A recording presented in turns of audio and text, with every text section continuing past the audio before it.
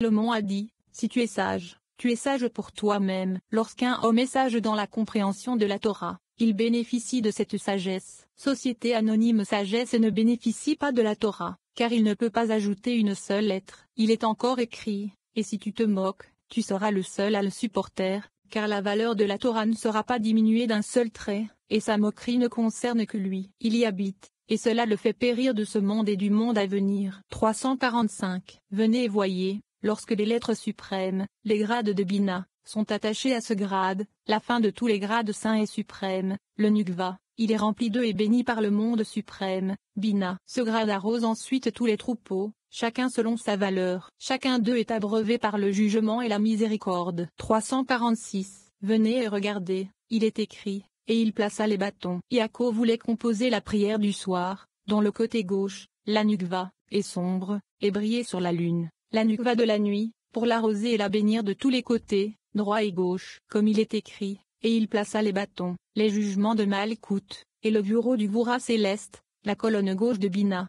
347. Lorsqu'Yaakov voulut modifier ce grade, la Nukva, il retira tous les jugements et bourreaux des baguettes dont il est dit, et fait apparaître le blanc. Il plaça les tiges dans les gouttières, les 4 gouttières qui sont les 4 vaisseaux de Shoma, Bina, Tiferet, et Malkout, demeurant en dessous. Le puits que les princes ont creusé Bemidbar 21h18. Le Nukva, appelé puits, est amendé par le Jded, le Bura, et le Tiferet de Bina, appelé prince, comprenant les 4 vaisseaux de Shoma, Bina, Tiferet, et Malkout appelé gouttière. Lorsqu'il est rempli par les rivières et les sources supérieures, le Séphiroth de Bina, l'eau coule de ce puits sacré, et les 4 vaisseaux la prennent entièrement. Ils sont donc appelés gouttières, où les anges et les âmes viennent boire. 348. Ces jugements et bureaux, qu'il a enlevés des tiges, se trouvent dans les égouts, afin que chacun reçoive sa part. Dans le verset lorsque les troupeaux vinrent boire, et que les troupeaux conçurent devant les verges, les 2 emplois du mot voyage correspondent les uns aux autres. Les grades donnant droit de recevoir le chassadim et les grades donnant droit de recevoir les jugements et le bureau. Il demande, quel est le sens du mot chaleur dans le verset pour qu'elle conçoive. Lit. Chaleur, il répond, lorsque les anges, les flocs, sont couronnés par chassadim et reçoivent le jugement, ils sont chauffés par ce jugement, car recevoir le jugement est appelé chauffer. Ils parcourent alors le monde pour inspecter les voies des hommes, qu'elles soient bonnes ou mauvaises, afin de les récompenser ou de les punir, car ils incluent le chassadim et les jugements. 349. Regardez, il est ensuite écrit, et les troupeaux conçurent devant, furent chauffés contre les verges. C'est parce que ces bâtons, jugements et bureaux, ont été chauffés, et ils sont maintenant en charge des jugements dans le monde. Les gens sont jugés par eux, comme il est écrit, cette affaire est par le décret des veilleurs, et la sentence par la parole des saints. Daniel 4h14. 350. Le rabbin Chia a commencé la discussion avec le verset, mon âme s'accroche à toi, ta droite me soutient. Tzilim 63 2.9. Nous devons étudier attentivement ce verset. Il est écrit, mon âme s'accroche à toi. David lui-même s'est toujours attaché au Saint, béni soit-il. Il ne se souciait pas des autres questions mondaines, mais s'attachait au Saint, béni soit-il, avec son cœur et son âme. Comme son seul désir était de s'attacher à lui, le Saint, béni soit-il, l'a soutenu et ne l'a jamais quitté, comme il est écrit, ta main droite me porte. Nous comprenons ainsi que lorsqu'un homme s'attache au Saint, béni soit-il, il le soutient et ne le quitte jamais. 351. Une autre explication pour mon âme s'accroche à toi. David fait cela pour que son grade soit couronné au-dessus. Car lorsque son grade s'attache au grade supérieur et s'élève jusqu'à eux, la droite, chassadim, l'embrasse, l'élève et l'unit avec la droite dans une digne union. Ceci est repris dans les versets et ta droite me tiendra. Teilim 139 2.10, et sa droite m'embrasse. Sheracherim 8 2.3. Par conséquent, l'écriture dit, ta main droite me soutient. 352. Lorsqu'il s'attache au Saint, béni soit-il, il est écrit, sa main gauche est sous ma tête, et sa main droite m'embrasse. C'est son union avec le Saint, béni soit-il. Quand il s'unit à lui dans une union, son grade est rempli et béni. 353. Lorsque toutes les gouttières sont remplies sur les 4 côtés du monde, tous les troupeaux reçoivent de l'eau, chacun selon son grade, des 4 aspects de Shoma, Bina, Tiferet, et Malkout. Lorsqu'Yaakov vint purifier ce grade, la Nukva, il choisit le côté droit, qui était digne de lui. L'autre côté, qui n'était pas digne, fut séparé de lui, comme il est écrit, il mit à part ses propres troupeaux et ne les mit pas au bétail de l'avant. Il était à part, à lui tout seul, et n'adorez pas les Elohim étrangers des autres côtés. Heureuse est la part d'Israël, dont il est écrit, car tu es un peuple saint pour Hachem ton Elohim, et Hachem t'a choisi. Devarim 14 2.2 354. Venez et regardez, Yaakov, l'élu des pères, les inclut tous, car la colonne centrale, Yaakov, inclut les colonnes droite et gauche, Abraham et Itchak. Il les inclut tous et s'efforce ainsi de briller sur la lune, la Nukva, puisque c'est à Yaakov de composer le service de soir, la Nukva. 355. Il a fait tous les préparatifs correctement et a installé tous les aspects sacrés avec son aspect de la colonne centrale. Il sépara ainsi sa part de celle des autres nations de la gauche. Celle-ci étaient les grades saints, suprêmes, de haute sainteté, les autres étaient les grades souillés par le cinquième de l'impureté.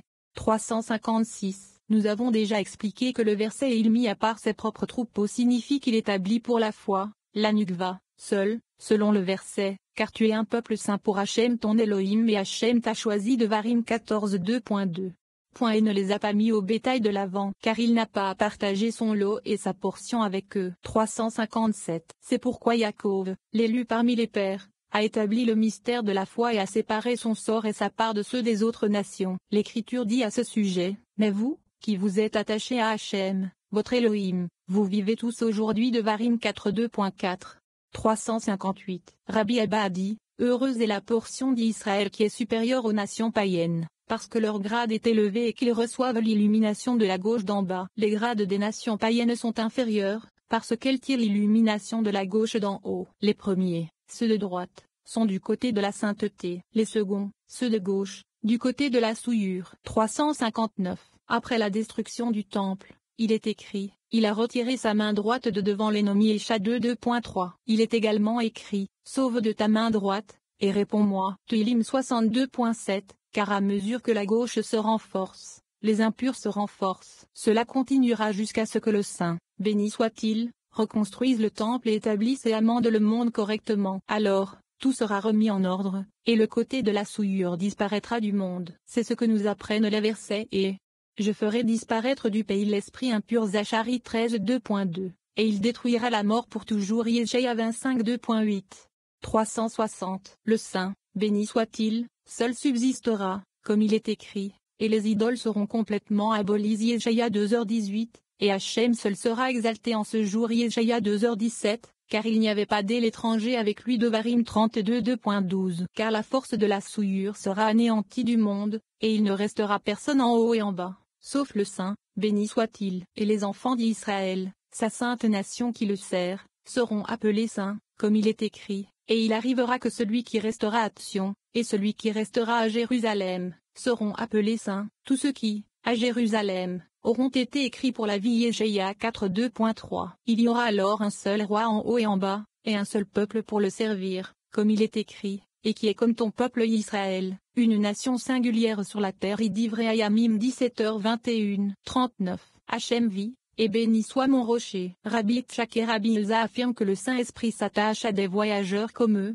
en particulier lorsqu'ils discutent de la Torah. Sur la route, Rabbi Itchak spécule sur le verset « Le Créateur vit, et béni soit mon rocher ». Pour les justes, le Seigneur est une présence vivante. Lorsqu'il est uni à la Malkou de Zahir Ampin, la femelle ou le rocher éternel, les bénédictions abondent. La pertinence de ce passage lorsque l'on dit que deux sages voyagent, cela fait référence au voyage spirituel de leurs âmes dans les mondes supérieurs. Notre randonnée physique constante dans cette existence matérielle influence et guide directement le voyage de nos âmes dans le monde supérieur. Ainsi, nos voyages dans les couloirs sombres de la vie peuvent être divinement éclairés lorsque nous nous connectons à la lumière de la Torah. Cela se fait par l'étude de la sagesse spirituelle de la Torah, la Kabbale, et par l'application de cette sagesse à notre vie. Par exemple, lorsque nous sommes occupés à aider les autres, la lumière du Créateur nous aidera et nous assistera à son tour. La conscience de penser aux autres avant de penser à soi est éveillée en nous par ces passages.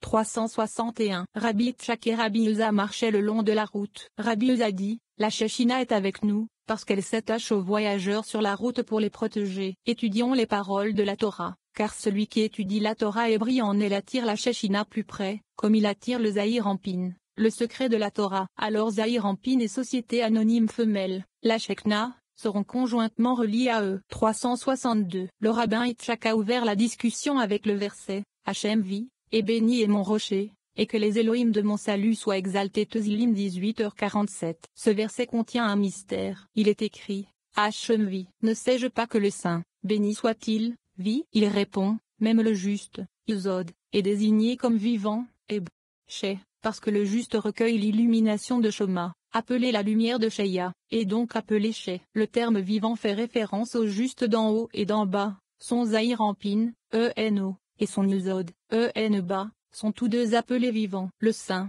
béni soit-il, au-dessus, Zer Ampin, est appelé vivant, comme il est écrit, Hachem vit. Et le juste d'en bas est appelé vivant, nommément, Yesod Zahir Ampin, comme il est écrit, Ebneyahu, fils de Yoiada, fils d'un homme vivant Ishmuel. 23h20, qui s'applique à Yesod. Pourquoi le saint, béni soit-il, est-il appelé vivant? Parce qu'il est juste, parce qu'il inclut aussi l'aspect du juste, Yesod, et le juste est appelé la vie des mondes. La phrase « Et béni soit mon rocher » a une signification similaire. Tout cela ne fait qu'un, car les vivants et les bienheureux ne sont jamais séparés. Le vivant signifie l'illumination de la Shoma, et le béni se réfère à l'illumination des chassadim. Ils doivent être habillés l'un par l'autre car la Shoma sans chassadim est l'obscurité. Hachem vit, et béni soit mon rocher, fait allusion à la Shoma et aux chassadim réunis. Mon rocher est la Nukva de Zahir Ampin. Lorsqu'Hachem vit, et bénéfice et mon rocher sont réunis, le rocher devient un puits d'eau vive. L'eau coule de l'intérieur du puits, c'est-à-dire des vivants et des bienheureux, et remplit la roche, qui est le puits. 363. Le verset et que l'Elohim de mon salut soit exalté fait référence au monde supérieur, Bina, qui est exalté et élevé. Tout en est issu, et toute source qui remplit le puits en est dérivée. La Nukva est bénie à partir de là et brille sur tous ceux qui se trouvent sous la Tsilu. Lorsque tout le monde est rempli de plénir grâce à elle, alors les Elohim de mon salut sont exaltés, parce qu'ils sont exaltés et élevés par la richesse qu'ils répandent sur les êtres inférieurs. 40. Il ne retire pas ses yeux des justes alors que les rabbins voyagent, la discussion continue. Citant les Écritures, Rabbi Uza affirme que les méchants périront et que les justes prévaudront. Il rencontre un homme avec un enfant sur ses épaules, fuyant les méchants. L'homme dit que les gens peuvent obtenir des mérites en lui faisant l'aumône. Les rabbins lui font l'aumône et lui donnent à manger. La pertinence de ce passage: les actions de charité ont le pouvoir d'annuler les décrets de mort contre nous. Souvent, avant qu'un jugement ne soit exécuté contre nous, la lumière nous envoie une occasion de partager et de sortir véritablement de nous-mêmes afin d'adoucir le jugement. Le mauvais penchant, cependant, nous aveugle à ces opportunités et nous restons dans nos habitudes égoïstes et insensibles. La sagesse et la prévoyance nécessaires pour reconnaître les occasions de faire la charité s'éveillent dans notre conscience. De plus, la force de prendre l'initiative et d'effectuer des contributions charitables est également stimulée dans nos âmes. Il ne nous reste plus qu'à écouter les murmures que suscitent les mots de cette partie.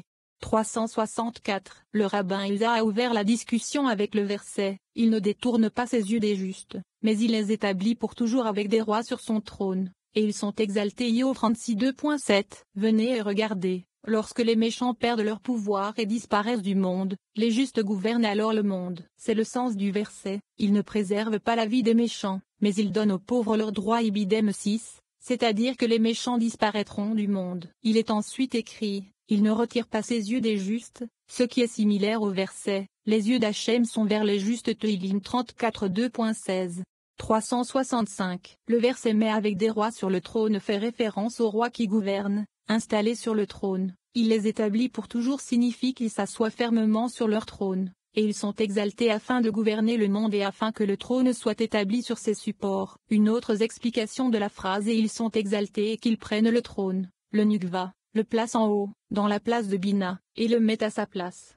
366. Alors qu'ils marchaient, ils virent un homme avec un enfant monté sur ses épaules. Rabbi Yitzhak dit, cet homme est sûrement juif et est venu pour aider les gens à atteindre le mérite, c'est-à-dire qu'il vient pour recevoir la charité et permettre aux gens de mériter le monde à venir. Rabbi Uza dit, soyons les premiers à mériter par lui. 367. Quand il les a rejoints, Rabbi Uza a demandé, où est ton sac de nourriture? Rabbi Elza vit que l'homme ne portait rien d'autre que l'enfant sur ses épaules. Il répondit, je n'ai rien, afin que les gens puissent accomplir des mérites en me donnant des alins. J'avais 2 fils, mais l'armée est venue en ville et les a emmenés en captivité. Maintenant, je marche pour que les gens puissent acquérir des mérites et ne donnant de l'argent à rangs hommes. Et ils l'ont fait, en lui donnant des alins et de la nourriture à manger. 41. Mon offrande, La provision de mes sacrifices faits par le feu. L'homme que les rabbins rencontrent sur la route les éclaire sur les avantages cachés de la charité. La pertinence de ce passage, la sagesse et la perspicacité pour reconnaître les opportunités de partage,